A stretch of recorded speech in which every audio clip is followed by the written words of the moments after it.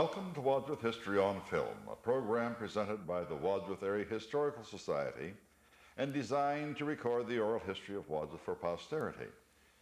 I'm Caesar Carino, your host, and today our guest is, for the second time, Bill Heyl, because he was here the last time. We didn't have enough time to go through all of the things he knows about the schools.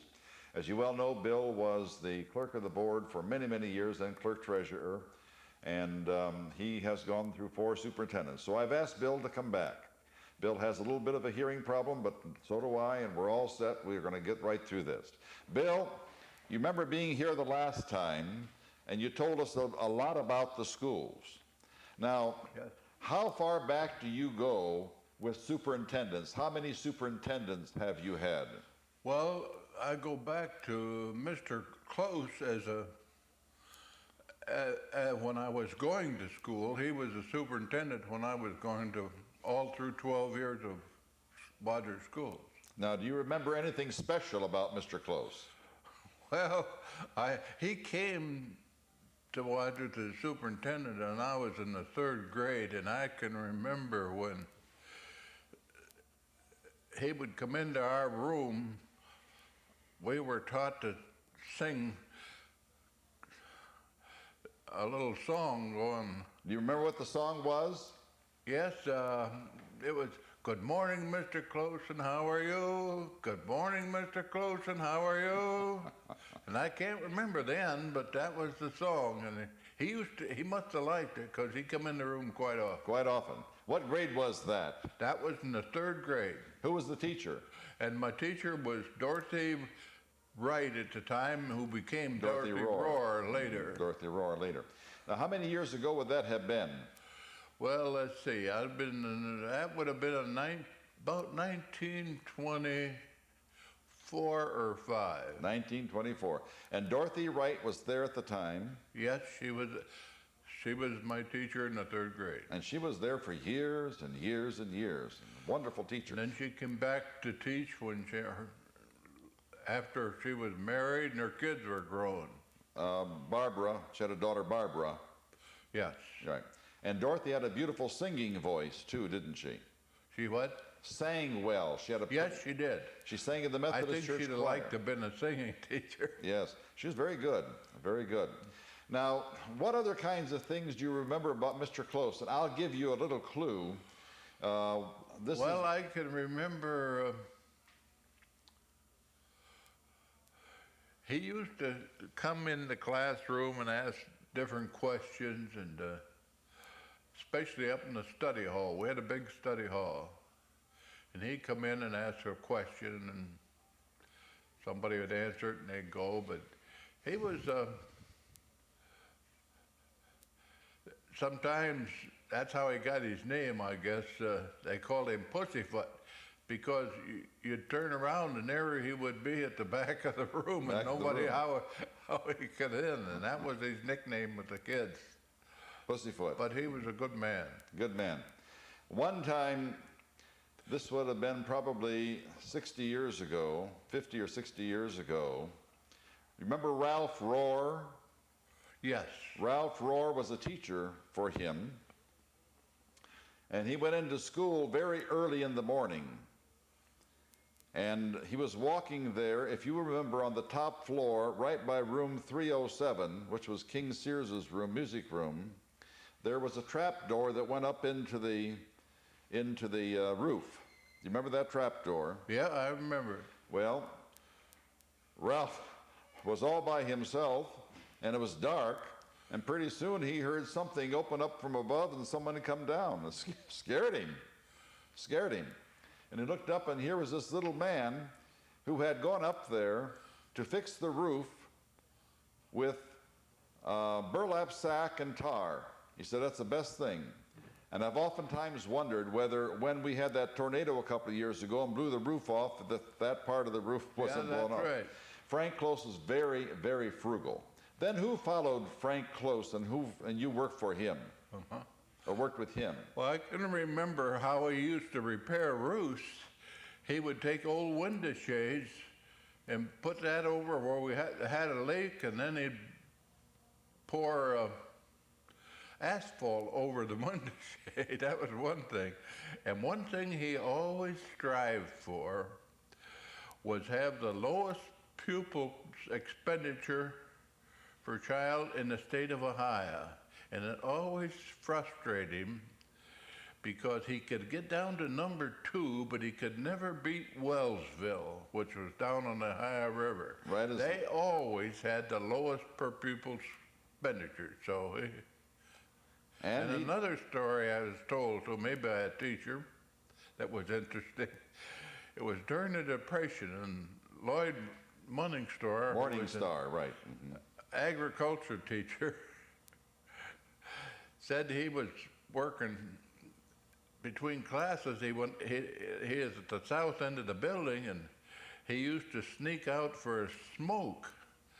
And he had been trying to get a raise, and Mr. Close had finally told him, well, next year we'll give you a $100 raise, which was big in that days, back in the Depression. And he's back there sneaking a smoke, and Mr. Close came around and he said, oh, you can afford to smoke cigarettes. You don't need a raise. And he said, by gosh, I didn't get one either. I'm sure he wouldn't. So Mr.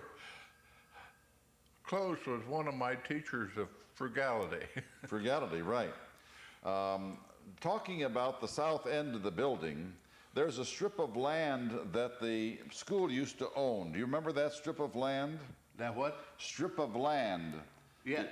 Tell us about that. Oh, there was a strip of land right south of the central building. We used to, when I was in school, play on phys ed. We'd go out there and try and play baseball. It wasn't fit for it, but it's the only place we had.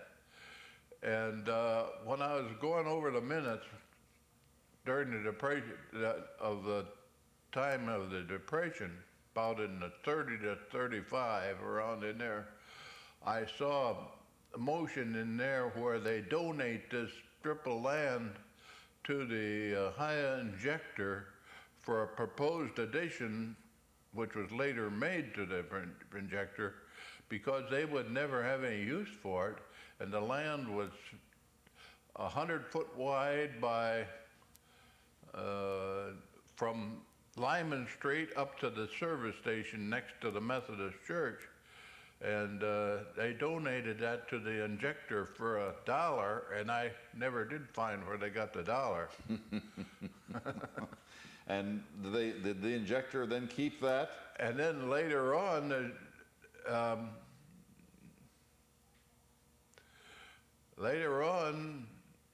I always wanted to get that strip band back, but I didn't know how to do it. Now, when you were at the high school, I think we talked about this the last time, where was your office? Where was the clerk's office when you were at the old high school? The clerk's office, my first office was in practically a closet outside of the superintendent's office. Then they moved me from there down to what had been the bookstore, right in the immediate entrance to the building. And then after that, I moved out to the basement of the old Methodist church.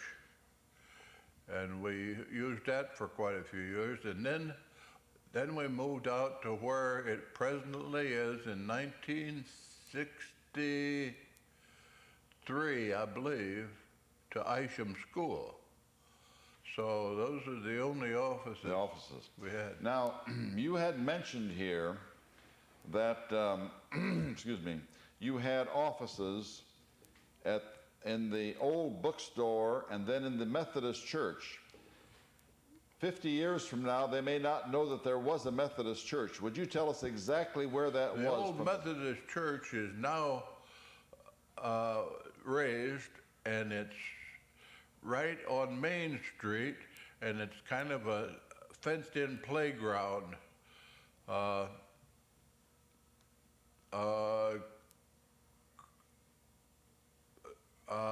At that time, the church that was the site of the church, and next to that was Bixler's.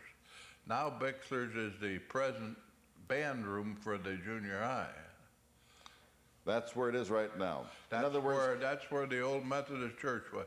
And that was built in 1905, 2 years before the before the building, original central building. And I talked to a fellow named Louis Mills that told me he worked on both of them, and he helped dig the basement. And that's when they dug the basement with 2 horses and a scoop shovel. And a slip shovel, you're right. Mm-hmm. And an interesting thing about the old Methodist church, that was probably the best insulated building in Wadsworth, because every year the East Ohio Gas couldn't believe that we heated that big building for as little as we did, and they'd come over and put in a new meter. But that building, we heated that building for about the same cost as a 2,000 square foot home. What do you attribute it to? I attributed it to the walls were solid brick, and then the ceiling, there was a ceiling, then there was a 8-foot airspace, and then the roof. The dead and that airspace. 8-foot airspace, there just wasn't any way for the heat to get out of that That's building. right. Mm-hmm. The dead airspace. And conversely, it was a pretty comfortable building in the summer. It was a nice building.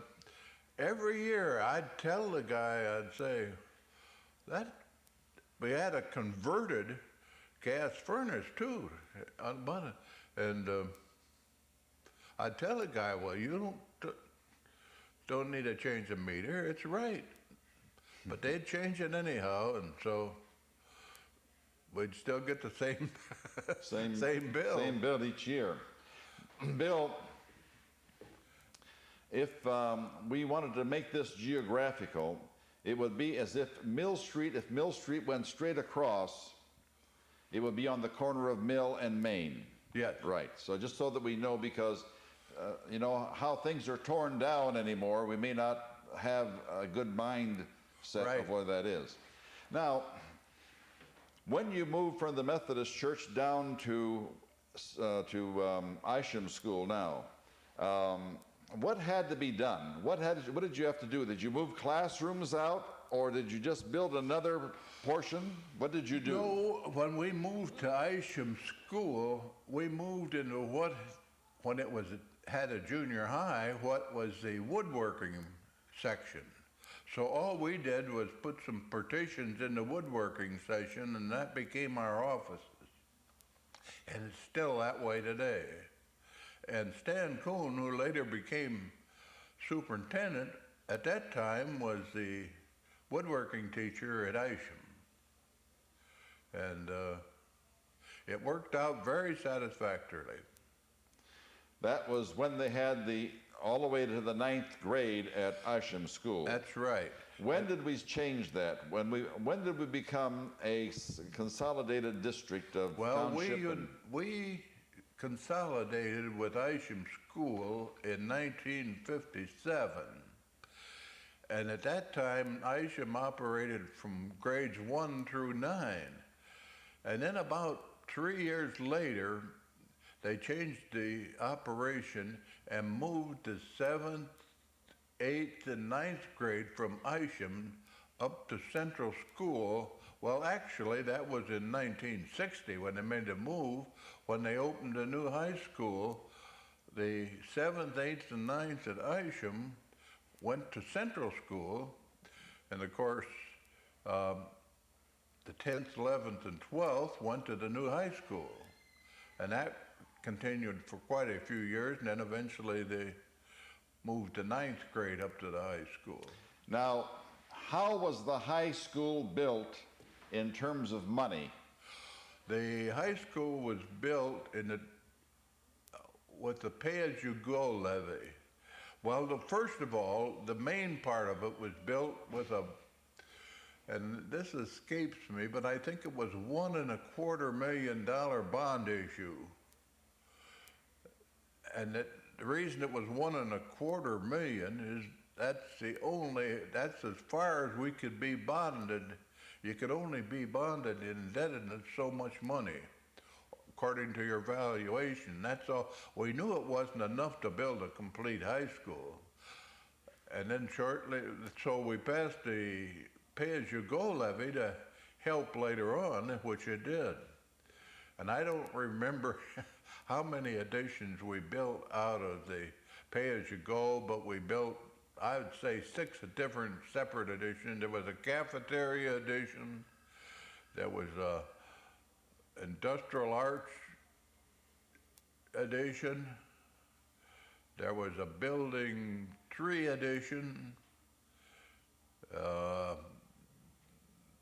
There was an addition built to the front of the building, the whole building. The building you see as you come into the high school, that was built later on and added. And that's why we had to build so cheap, because that's all the money we had. But over the years, we must have made 6 or 7 big additions, plus a couple of little ones. Right. Now, would you explain the novelty of pay-as-you-go? Well, what was nice about the pay-as-you-go, you could, for the first time, you could plan ahead. You knew how much money was coming in, and you could plan ahead.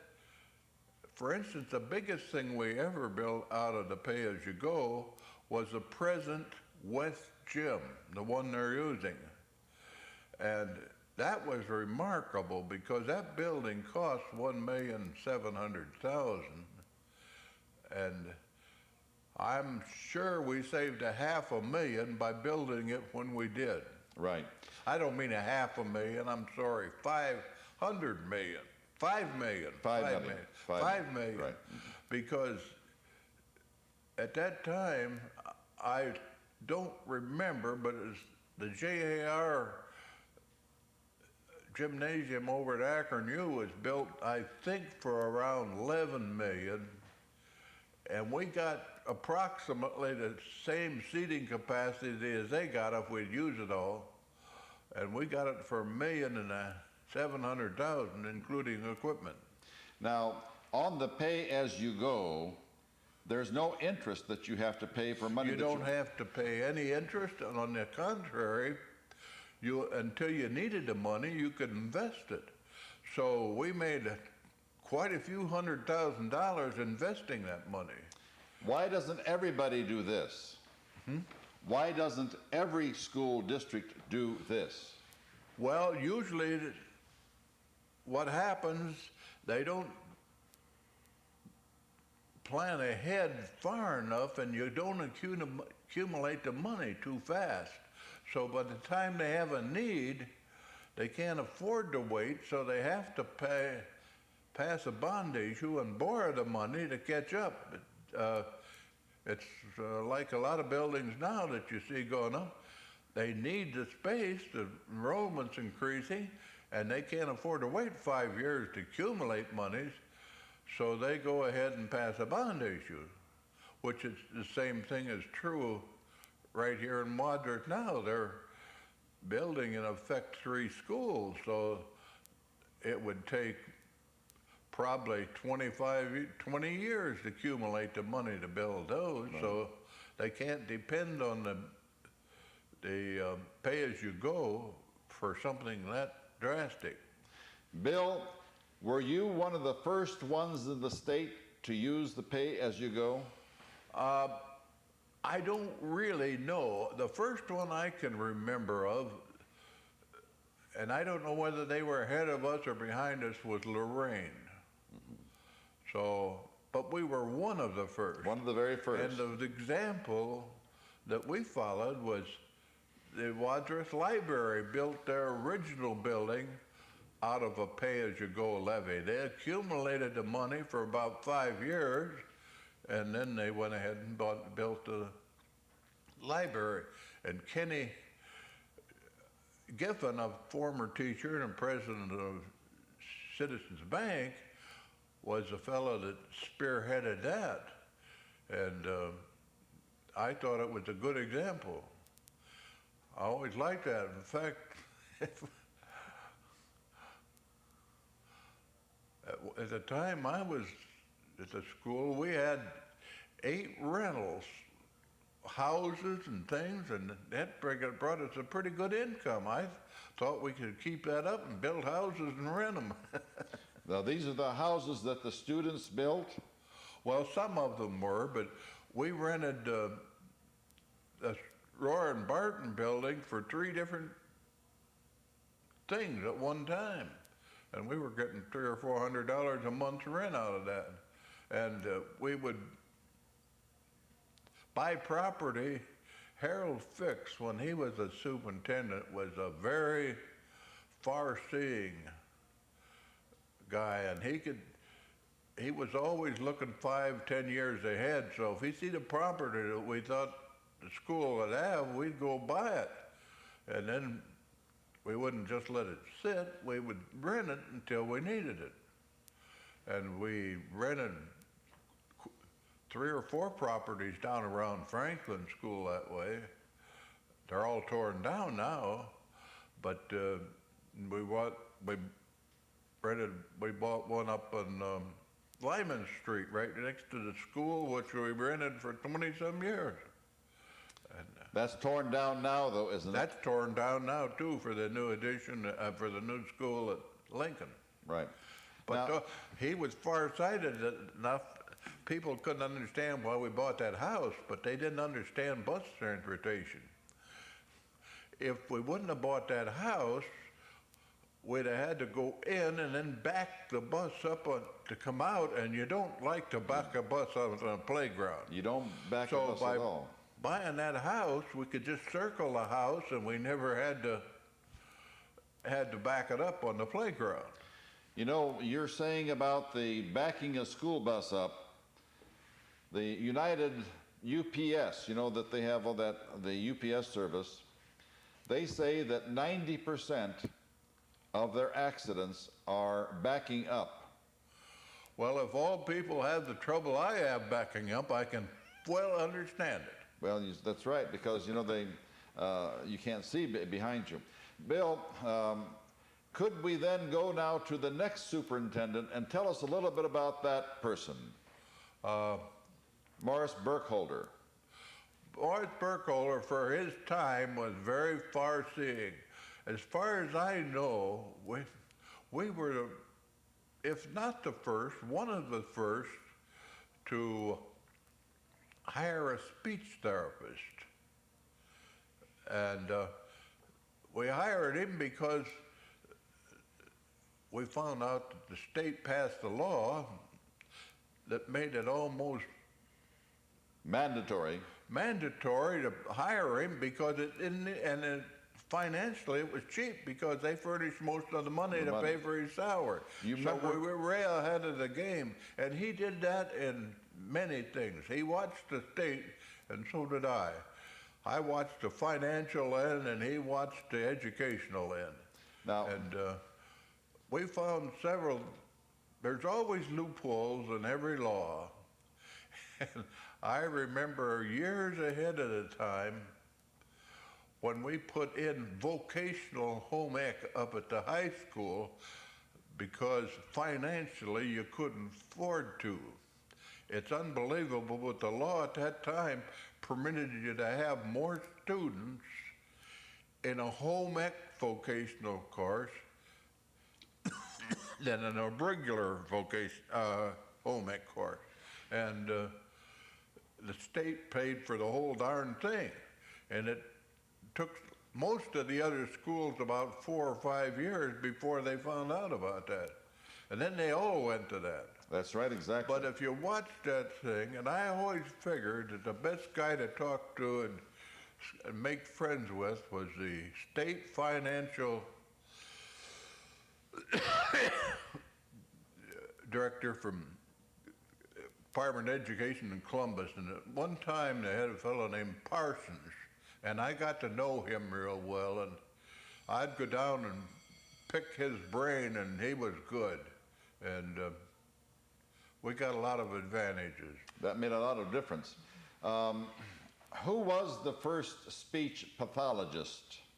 The first speech pathologist was Bill McDougall. Bill McDougall. And he was a very good one and very conscientious. And he's read it.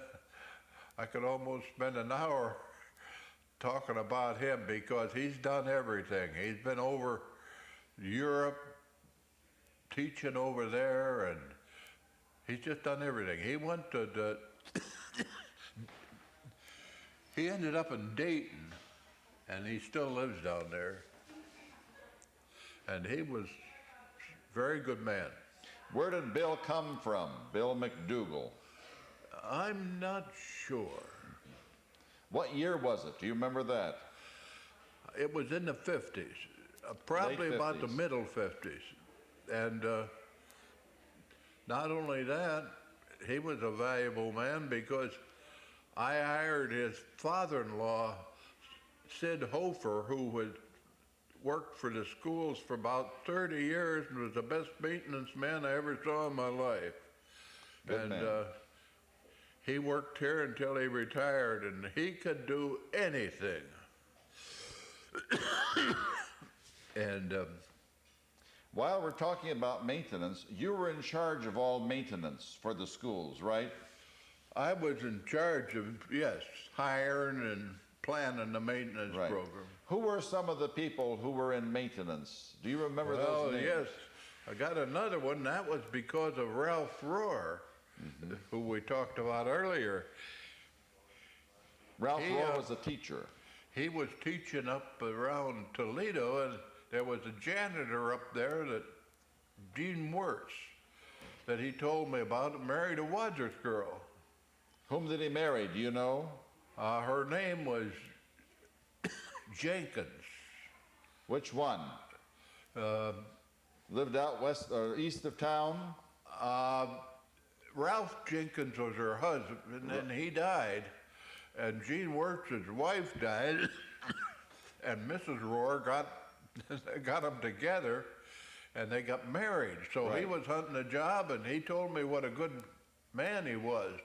And boy, that was another favor because he replaced Sid Hofer, and he was another guy that could do anything. Tell us a little bit about Ralph Jenkins, what he did. I think Ralph Jenkins, I don't know whether he either worked at the injector or match. I thought he was Ralph Sheet Metal. No, that's another Okay, I just same want- name but a different guy. I just wanted to make sure. And, Just want to make sure. This one is a brother of Ivan Jenkins, Ivan who Jenkins, a lot of people right. used to know that worked for Rain in his grocery store. Right, that's right. But he came from a big family. It was also a combination of two families. Right. I wanted to make sure we and got that. Jenkins. I want to make sure we got that right because there were two Ralph Jenkins in Two Wadsworth. Ralph Jenkins. Yeah. The one that owned Ralph Supply was not a Wadsworth person. He was not a native of Wadsworth. But he married a Wadsworth girl. He married Betty Fritz. Well, his brother married Betty Fritz. Yes. And she died at age 35. And the McCorks that are still in Wadsworth were Yes. stepbrothers. That's right. That's right, exactly. Now, who were some of the other people? How about people like Bill Ream and... Bill Ream was a native of Wadsworth, and he told me that when he was going to high school, one of his jobs was drive the kid bus. That's right. Out And River that Styx. that kid bus consisted of a team of horses. And then they converted to a automobile, so he lost his job temporarily until he learned to drive. And to drive, that's right. Now, you lost a man. He died on the job, didn't he? Who? One of your custodians died while he was working, did he not? I believe, yes, I believe. I know another fella that died while he was working, but he was a teacher here. Frost. Frost. Right, he died in the classroom. He died, but I can't remember the custodian, but I think we did have one that died. Mr. Frost died, he was a machine shop teacher. Yes, he was a machine shop teacher. And he died in the classroom Yeah. in 1947. Is that right? 1947, right. I remember the day that he died. He had a heart attack and died right there.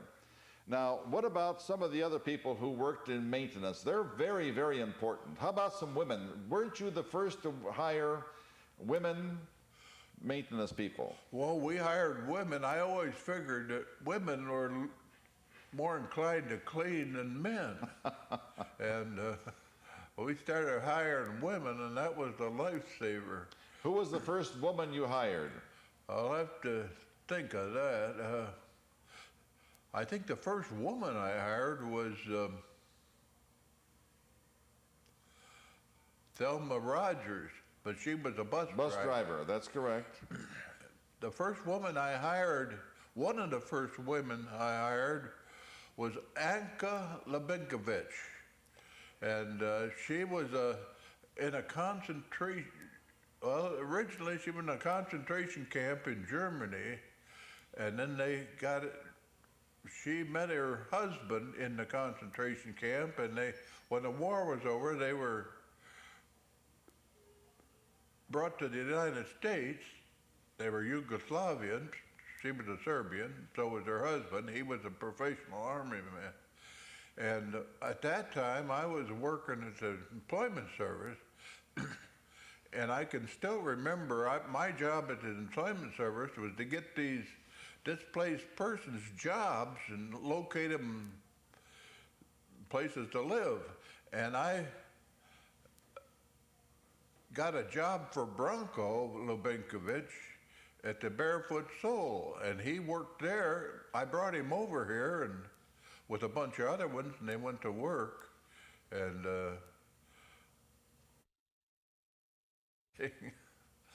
because then later on, Anna came to see me, and she could speak about 6 languages, because in the middle of Europe there, that was common.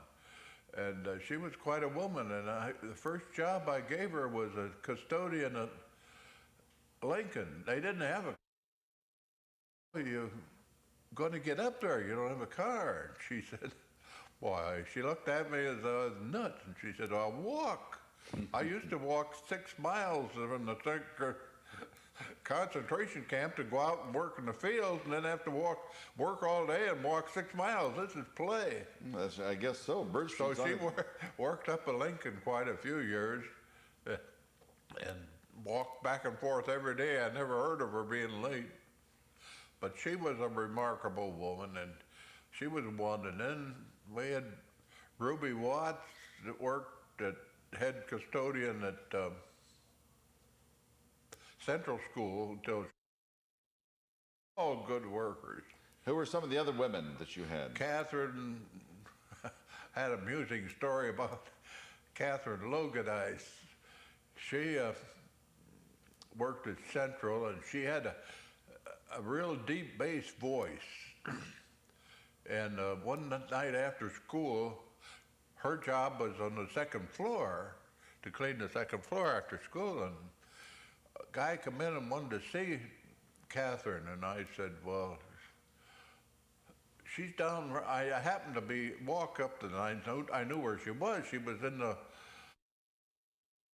go down to the girls' restroom and I holler for her, and if a man answers, that's Katie. Her voice was so deep, because people would come to me and say, do you know there's a man?